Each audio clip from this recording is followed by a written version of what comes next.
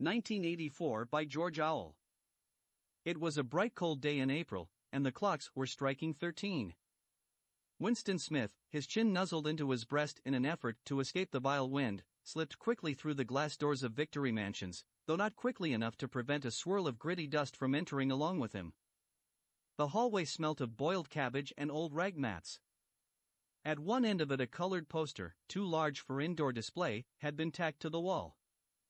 It depicted simply an enormous face, more than a meter wide, the face of a man of about 45, with a heavy black mustache and ruggedly handsome features.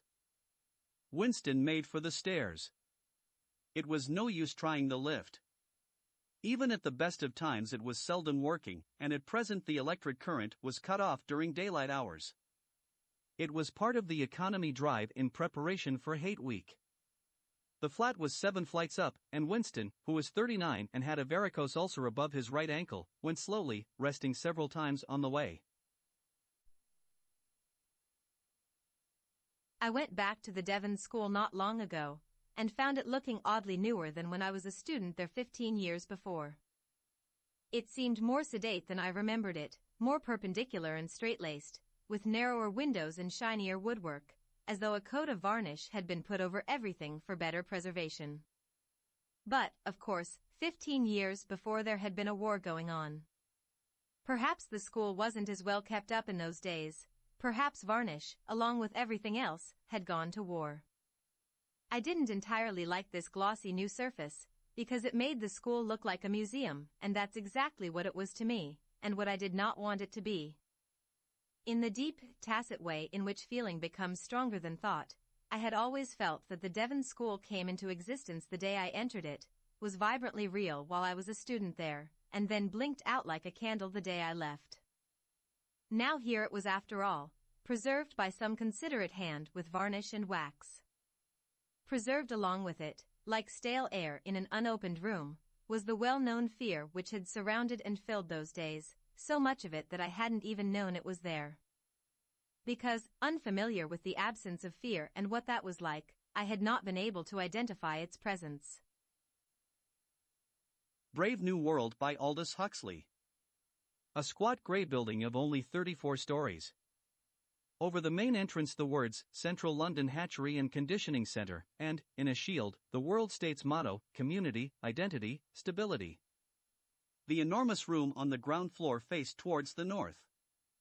Cold for all the summer beyond the panes, for all the tropical heat of the room itself, a harsh thin light glared through the windows, hungrily seeking some draped lay figure, some pallid shape of academic gooseflesh, but finding only the glass and nickel and bleakly shining porcelain of a laboratory. Wintriness responded to wintriness. The overalls of the workers were white, their hands gloved with a pale corpse-colored rubber. The light was frozen, dead, a ghost. Only from the yellow barrels of the microscopes did it borrow a certain rich and living substance, lying along the polished tubes like butter, streak after luscious streak in long recession down the work tables. It goes a long way back, some 20 years. All my life I had been looking for something, and everywhere I turned someone tried to tell me what it was. I accepted their answers too, though they were often in contradiction and even self-contradictory. I was I was looking for myself and asking everyone except myself questions which I, and only I, could answer. It took me a long time and much painful boomeranging of my expectations to achieve a realization everyone else appears to have been born with, that I am nobody but myself. But first I had to discover that I am an invisible man. And yet I am no freak of nature, nor of history. I was in the cards, other things having been equal, or unequal, 85 years ago. I am not ashamed of my grandparents for having been slaves. I am only ashamed of myself for having at one time been ashamed. About 85 years ago they were told that they were free, united with others of our country in everything pertaining to the common good, and, in everything social, separate like the fingers of the hand. Lord of the Flies by William Golding. The boy with fair hair lowered himself down the last few feet of rock and began to pick his way toward the lagoon. Though he had taken off his school sweater and trailed it now from one hand, his gray shirt stuck to him and his hair was plastered to his forehead. All round him the long scar smashed into the jungle was a bath of heat. He was clambering heavily among the creepers and broken trunks when a bird, a vision of red and yellow, flashed upwards with a witch-like cry, and this cry was echoed by another. "Hi!" it said. "Wait a minute." The undergrowth at the side of the scar was shaken and a multitude of raindrops fell pattering. "Wait a minute," the voice said. "I got caught up." The fair boy stopped and jerked his stockings with an automatic gesture that made the jungle seem for a moment like the home counties. The voice spoke again. "I can't hardly move with all these creeper things."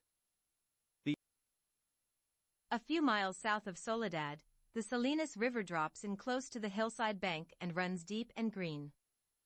The water is warm too, for it has slipped twinkling over the yellow sands in the sunlight before reaching the narrow pool.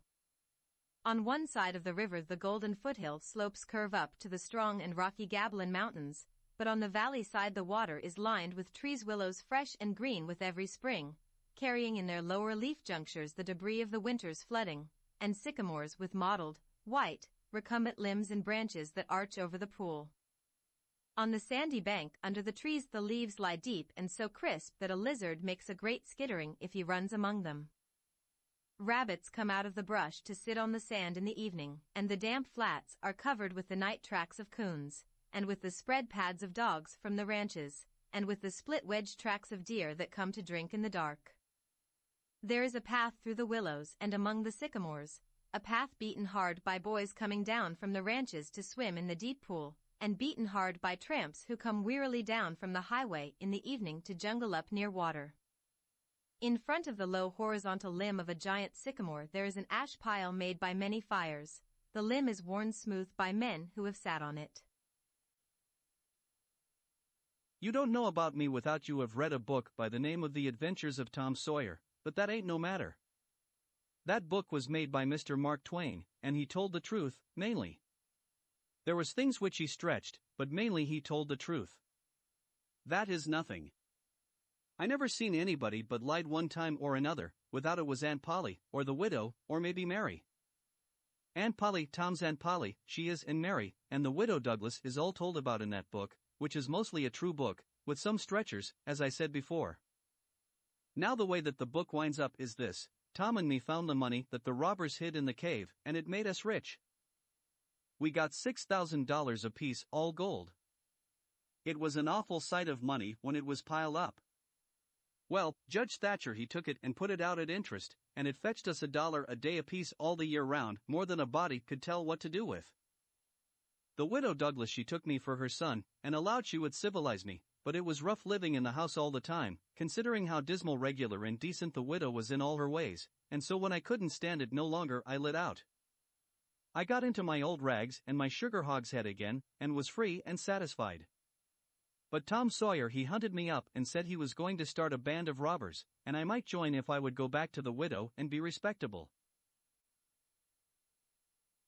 If you really want to hear about it, the first thing you'll probably want to know is where I was born, and what my lousy childhood was like, and how my parents were occupied and all before they had me, and all that David Copperfield kind of crap, but I don't feel like going into it, if you want to know the truth. In the first place, that stuff bores me, and in the second place, my parents would have about 2 hemorrhages apiece if I told anything pretty personal about them. They're quite touchy about anything like that, especially my father. They're nice and all, I'm not saying that, but they're also touchy as hell. Besides, I'm not going to tell you my whole goddamn autobiography or anything. I'll just tell you about this madman stuff that happened to me around last Christmas, just before I got pretty run down and had to come out here and take it easy. I mean, that's all I told DB about, and he's my brother and all. He's in Hollywood. That isn't too far from this crummy place, and he comes over and visits me practically every weekend. He's going to drive me home when I go home next month maybe. He just got a Jaguar. One of those little English jobs that can do around 200 miles an hour. It cost him damn near $4,000. He's got a lot of dough now. He didn't used to. To the red country and part of the gray country of Oklahoma, the last rains came gently, and they did not cut the scarred earth. The plows crossed and recrossed the rivulet marks. The last rains lifted the corn quickly and scattered weed colonies and grass along the sides of the roads so that the gray country and the dark red country began to disappear under a green cover. In the last part of May the sky grew pale and the clouds that had hung in high puffs for so long in the spring were dissipated. The sun flared down on the growing corn day after day until a line of brown spread along the edge of each green bayonet. The clouds appeared and went away, and in a while they did not try any more. The weeds grew darker green to protect themselves, and they did not spread any more. The surface of the earth crusted, a thin hard crust, and as the sky became pale, so the earth became pale, pink in the red country and white in the gray country. In the water-cut gullies the earth dusted down in dry little streams. Gophers and ant lions started small avalanches. And as the sharp sun struck day after day, the leaves of the young corn became less stiff and erect. They bent in a curve at first, and then, as the central ribs of strength grew weak, each leaf tilted downward. Then it was June, and the sun shone more fiercely. The brown lines on the corn leaves widened and moved in on the central ribs. In my younger and more vulnerable years, my father gave me some advice that I've been turning over in my mind ever since. Whenever you feel like criticizing anyone, he told me, just remember that all the people in this world haven't had the advantages that you've had. He didn't say any more, but we've always been unusually communicative in a reserved way, and I understood that he meant a great deal more than that. In consequence, I'm inclined to reserve all judgments, a habit that has opened up many curious natures to me and also made me the victim of not a few veteran bores. The abnormal mind is quick to detect and attach itself to this quality when it appears in a normal person, and so it came about that in college I was unjustly accused of being a politician, because I was privy to the secret griefs of wild, unknown men. Most of the confidences were unsought. Frequently I have feigned sleep, preoccupation, or a hostile levity when I realized by some unmistakable sign that an intimate revelation was quivering on the horizon, for the intimate revelations of young men, or at least the terms in which they express them, are usually plagiaristic and marred by obvious suppressions. Reserving judgments is a matter of infinite hope. I am still a little afraid of missing something if I forget that, as my father snobbishly suggested, and I snobbishly repeat, a sense of the fundamental decencies is parceled out unequally at birth. When I stepped out into the bright sunlight from the darkness of the movie house, I had only two things on my mind, Paul Newman and a ride home. I was wishing I looked like Paul Newman. He looks tough and I don't, but I guess my own looks aren't so bad. I have light brown, almost red hair and greenish-gray eyes. I wish they were more gray, because I hate most guys that have green eyes, but I have to be content with what I have. My hair is longer than a lot of boys' where there's squared off in back and long at the front and sides, but I am a greaser and most of my neighborhood rarely bothers to get a haircut. Besides, I look better with long hair. I had a long walk home and no company, but I usually loan it anyway, for no reason except that I like to watch movies undisturbed so I can get into them and live them with the actors. When I see a movie with someone, it's kind of uncomfortable, like having someone read your book over your shoulder. I'm different that way. I mean, my second oldest brother, Soda, who is 16 going on 17, never cracks a book at all, and my oldest brother, Daryl, who we call Derry, works too long and hard to be interested in a story or drawing a picture, so I'm not like them. And nobody in our gang digs movies and books the way I do. For a while there, it hot I was the only person in the world that did. So I loaned it. A throng of bearded men, in sad-colored garments, and gray, steeple-crowned hats, intermixed with women, some wearing hoods and others bareheaded, was assembled in front of a wooden edifice, the door of which was heavily timbered with oak, and studded with iron spikes. The founders of a new colony, whatever utopia of human virtue and happiness they might originally project, have invariably recognized it among their earliest practical necessities to allot a portion of the virgin soil as a cemetery, and another portion as the site of a prison. In accordance with this rule, it may safely be assumed that the forefathers, 52, of Boston had built the first prison house somewhere in the vicinity of Cornhill, almost as seasonably as they marked out the first burial ground, on Isaac Johnson's lot, and round about his grave, which subsequently became the nucleus of all the congregated sepulchres in the old churchyard of King's Chapel. Certain it is, that, some 15 or 20 years after the settlement of the town, the wooden jail was already marked with weather stains and other indications of age, which gave a yet darker aspect to its beetle-browed and gloomy front. The rust on the ponderous ironwork of its oaken door looked more antique than anything else in the New World. Like all that pertains to crime, it seemed never to have known a youthful era. Robert Cohn was once middleweight boxing champion of Princeton. Do not think that I am very much impressed by that as a boxing title, but it meant a lot to Cohn. He cared nothing for boxing, in fact he disliked it, but he learned it painfully and thoroughly to counteract the feeling of inferiority and shyness he had felt on being treated as a Jew at Princeton. There was a certain inner comfort in knowing he could knock down anybody who was snooty to him, although, being very shy and a thoroughly nice boy, he never fought except in the gym. He was Spider Kelly's star pupil. Spider Kelly taught all his young gentlemen to box like featherweights, no matter whether they weighed 105 or 205 pounds. But it seemed to fit Cohn. He was really very fast. He was so good that Spider promptly overmatched him and got his nose permanently flattened. This increased Cohn's distaste for boxing, but it gave him a certain satisfaction of some strange sort, and it certainly improved his nose. In his last year at Princeton he read too much and took to wearing spectacles. I never met any one of his class who remembered him. They did not even remember that he was middleweight boxing champion. Ships at a distance have every man's wish on board. For some they come in with the tide. For others they sail forever on the horizon, never out of sight, never landing until the watcher turns his eyes away in resignation, his dreams mocked to death by time. That is the life of men. Now, women forget all those things they don't want to remember, and remember everything they don't want to forget. The dream is the truth. Then they act and do things accordingly. So the beginning of this was a woman, and she had come back from burying the dead. Not the dead of sick and ailing with friends at the pillow and the feet. She had come back from the sodden and the bloated, the sudden dead, their eyes flung wide open in judgment. The people all saw her come because it was sundown. The sun was gone, but he had left his footprints in the sky. It was the time for sitting on porches beside the road. It was the time to hear things and talk. These sitters had been tongueless, earless, eyeless conveniences all day long. Mules and other brutes had occupied their skins.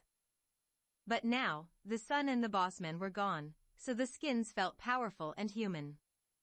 They became lords of sounds and lesser things. They passed nations through their mouths. They sat in judgment. When he was nearly 13, my brother Jem got his arm badly broken at the elbow. When it healed, and Jem's fears of never being able to play football were assuaged, he was seldom self-conscious about his injury.